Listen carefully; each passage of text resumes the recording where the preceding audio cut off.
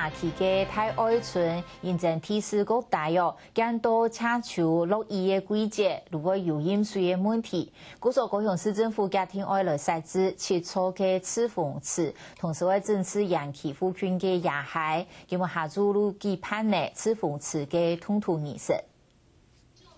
桑拿太有陽氣，雖然近似完成，但是睇現間用夠活嘅時間，為咗幫災民可以加深一配合。並冇限制陽氣嘅排水規劃，更加一落大雨，就會因為雨水入水嘅面積減少，同另外野海排水不良，造成陽氣地區各大嘅地方來浸水。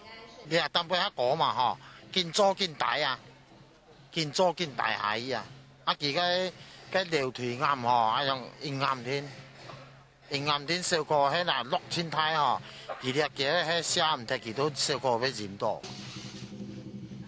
第2敲就風調雨順。17號下晝，高雄市政府舉行嘅赤峰池嘅通土儀式。市政府表示，陽氣地區有7處赤峰池，其中1期已經喺今年嘅7月份來完工，其他6處赤峰池冇喺明年嘅4月份完工。也陽氣另外嘅野海整治，行政院莫拉克重建委員會馬同意撥5500萬元來補助。這個工程會大概3400萬。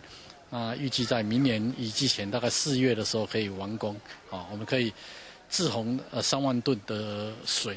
那當大雨來的時候，把這個水先除到滯洪，那避開這個洪峰。那洪峰我們這個延時的話，大概可以延1.5個小時。野溪的部分呢，我們也希望就是趕一下趕在明年5、6月的時候來完成。搶地60公頃的太有陽氣，目前有1500戶的村民。聽入住陽氣2年以後，居民除了希望有安全的生活環境，嘛希望睇赤峰池還有野海整治以後，唔會再有做太水嘅噩夢。客家新聞曾奮子，高雄報道。